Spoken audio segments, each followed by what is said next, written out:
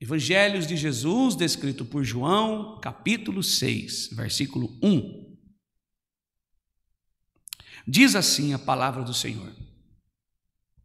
Depois dessas coisas, Jesus atravessou o mar da Galileia, que é o de Tiberíades, e uma grande multidão seguia, porque tinha visto os sinais que ele fazia na cura dos enfermos. Então, Jesus subiu o monte e sentou-se ali com os seus discípulos. Ora, a Páscoa, festa dos judeus, estava próxima. Então Jesus, erguendo os olhos e vendo que uma grande multidão se aproximava, disse a Felipe: onde compraremos pão para lhes dar de comer? Jesus, vendo isto, Jesus dizia isto para testá-lo, porque sabia que estava para fazer. E Felipe respondeu: nem mesmo 200 denários de pão seriam suficiente para que cada um recebesse um pedaço. Um dos discípulos, chamado André, irmão de Simão Pedro, disse a Jesus: aqui está um menino que tem 5 pães de cevada e 2 peixinhos.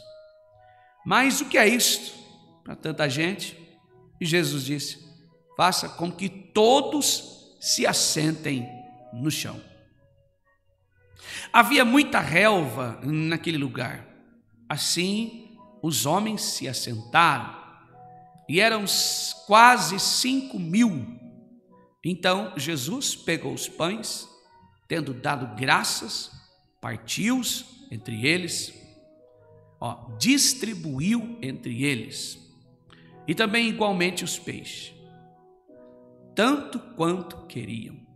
E quando já estavam satisfeitos, Jesus disse aos seus discípulos: recolha os pedaços que sobraram, para que nada se perca. Assim, pois, fizeram e encheram 12 cestos de pedaços de 5 pães, dos 5 pães de cevada que sobraram, depois que todos tinham comido.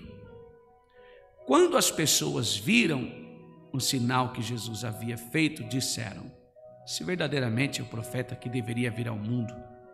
Jesus ficou sabendo que estavam para vir com a intenção de fazê-lo rei à força.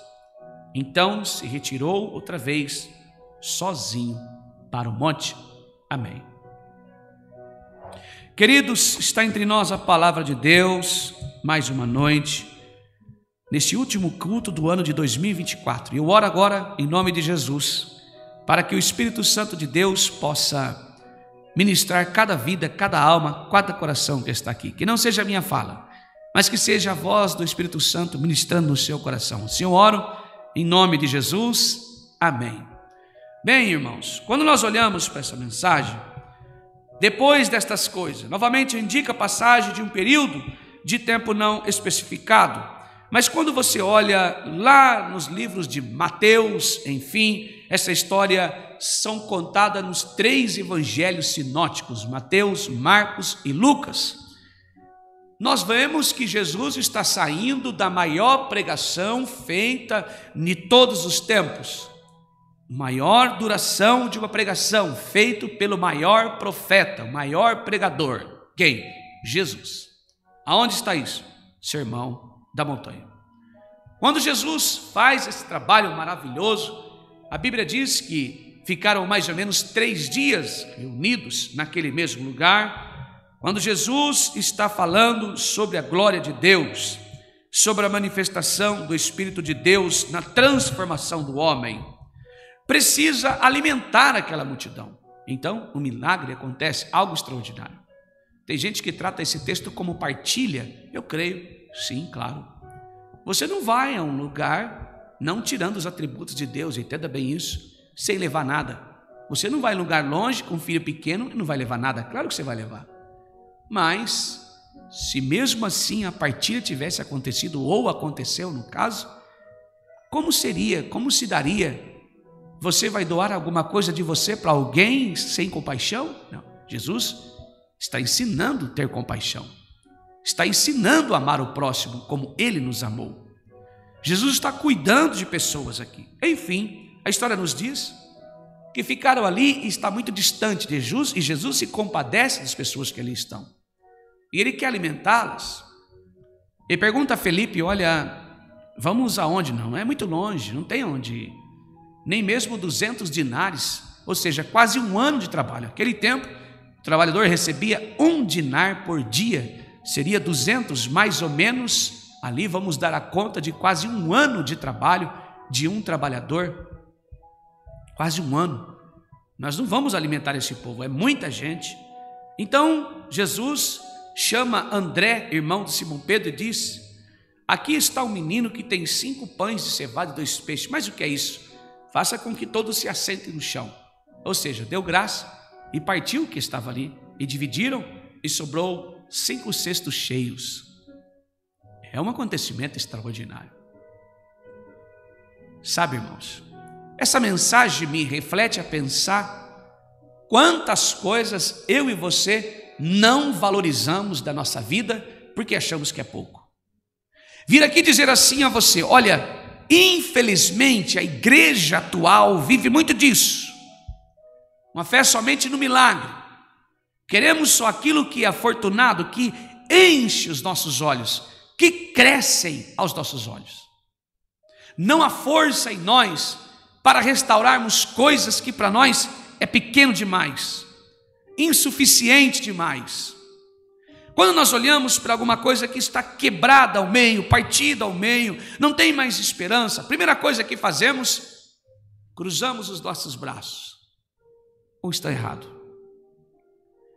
Quanta gente está aqui esta noite desta maneira? Não deu certo. Ah não, foi um ano de derrota. Foi um ano que não funcionou. Foi um ano que eu criei. Será que você creu mesmo? A Bíblia diz que se creres verás a glória de Deus. Será que nós cremos? Quantos que estão aqui esta noite que, como a mulher viúva, se você lembrar 1 Reis capítulo 5, quando o homem de Deus disse a ela: declara-me o que você tem em casa. Não tenho nada. Talvez ele pode ter olhado para ela: tem certeza? Bom, mudou a figura. Eu tenho em casa um vaso com azeite. Vai para os seus vizinhos, pede vasos, não pouco, mas muito. Feche a porta da sua casa, com os seus filhos lá dentro. Deite o azeite nos vasos. A Bíblia diz que todos os vasos se encheram. Ela vendeu, pagou a dívida e viveu com o restinho que sobrou. Ou seja, ela se apresenta a Deus, ou melhor, o homem de Deus, com um pouco de azeite.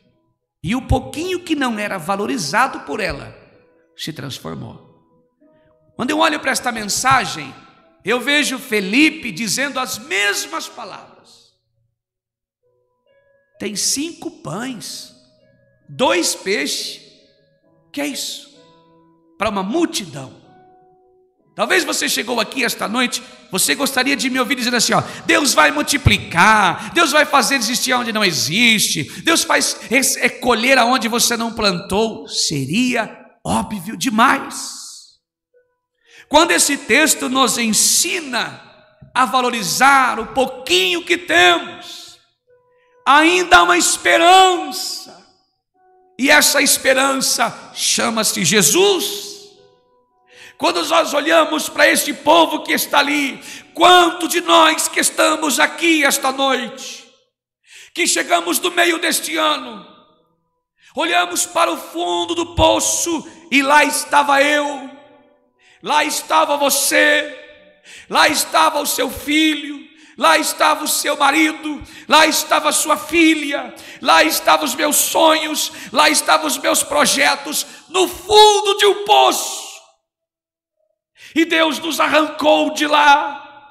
A Bíblia diz que se eu e você tivermos como uma fé tão pequena, do tamanho de um grão de mostarda, diríamos a este monte: saia da minha frente, porque eu quero passar, e ele sairia. Ou seja, não é o tamanho que está especificando do fé do grão de mostarda, não, porque a semente da mostarda, ela é resistível, ela persevera persevera, louvado seja Deus, ela é constante, ela está lá, moída, quebrada, macetada, louvado seja Deus, queimada, mas se ela tocar no solo, ao cheiro das águas, o grão de mostarda tão pequenininho, nem tem expressividade, ela cresce e se transforma em uma árvore tão frondosa, louvado seja Deus. Assim é essa mensagem. O Senhor Jesus olhou para Felipe, declara aí o que tem aí. Senhor, para tratar desse povo, nem 200 dinares vai dar para tratar, é muita gente. Talvez você veio aqui esta noite dizendo: Senhor, o que eu ganho é tão pouquinho, não é suficiente, mas até aqui o Senhor tem te sustentado, até aqui o Senhor tem te carregado, com muito sacrifício, com muita luta, foi um ano tão terrível, foi um momento tão dificultoso, mas se você chegou aqui esta noite, creia, até aqui o Senhor nos sustentou. Que maravilha!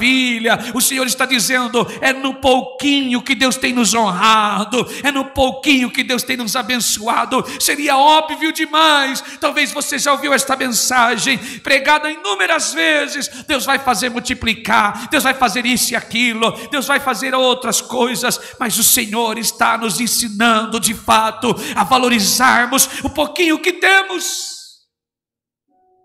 Em tudo dai graças.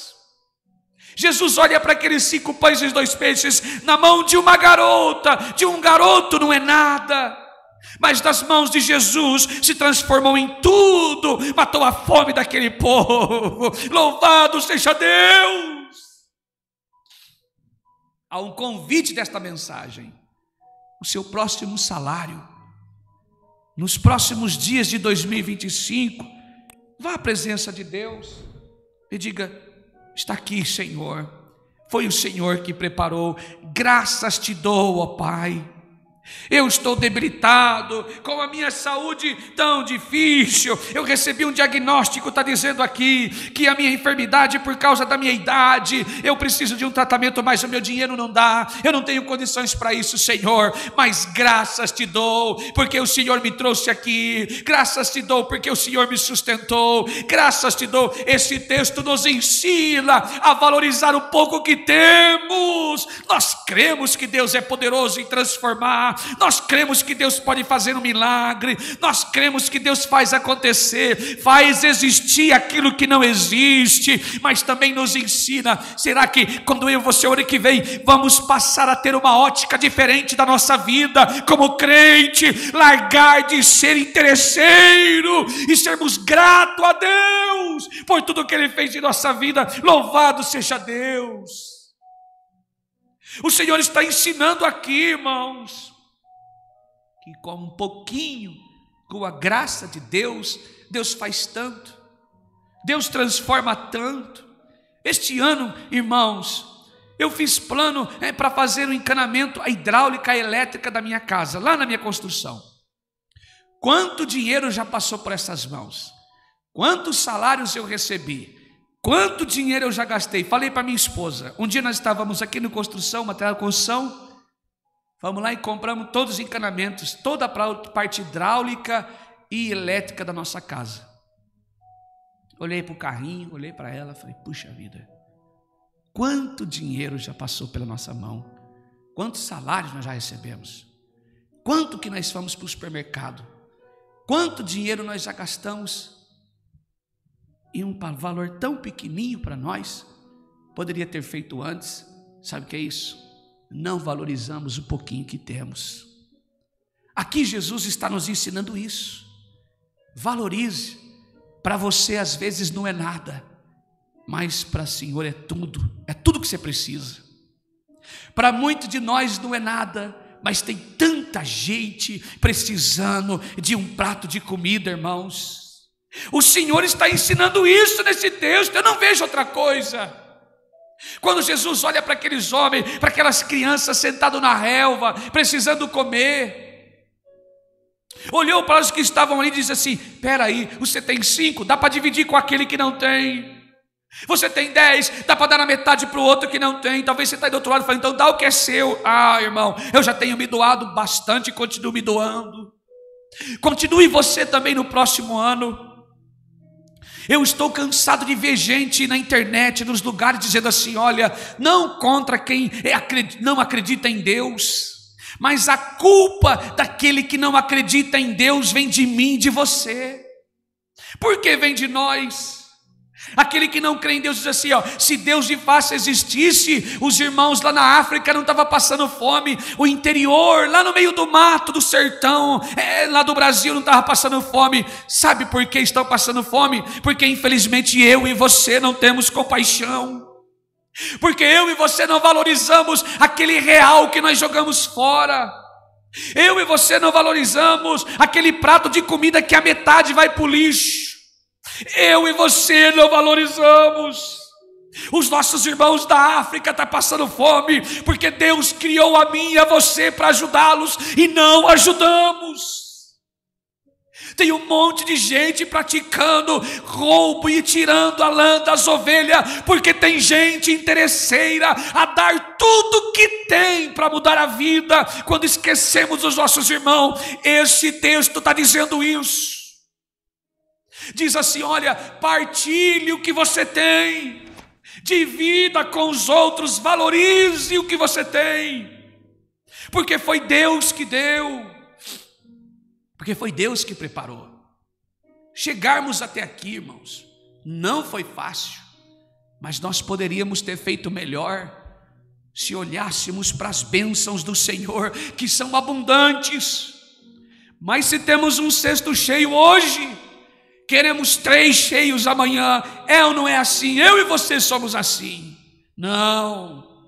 Quando nós deveríamos partilhar, dividir, ajudar, dar graças ao Senhor pelo pouquinho que temos. Senhor, eu não tenho nada, Senhor, não vem nada de mim, mas eu quero ser tocado este dia, eu quero ser tocado este ano, eu quero ser tocada este ano, a ofertar, a semear, a ajudar pessoas. Não precisa ser na sua igreja, mas ajude os demais, ajude a igreja vizinha, ajude o teu vizinho, ajude o teu amigo, seja canal de bênção na vida deles. Ofereça: olha, eu quero te ajudar, eu quero estender as mãos a você, eu não quero a sua casa desta maneira. Você precisa de uma oração? Eu não tenho dinheiro, mas eu posso orar pela sua vida. Eu contei para os irmãos outro de manhã, no domingo, quando eu e minha esposa saímos da igreja de Sorocaba, nós paramos a Kombi para abastecer. Alguém disse assim para mim: ei, deixa eu fazer uma pergunta, eu vi o senhor resmungando lá um hino dentro da perua lá, dentro do seu carro.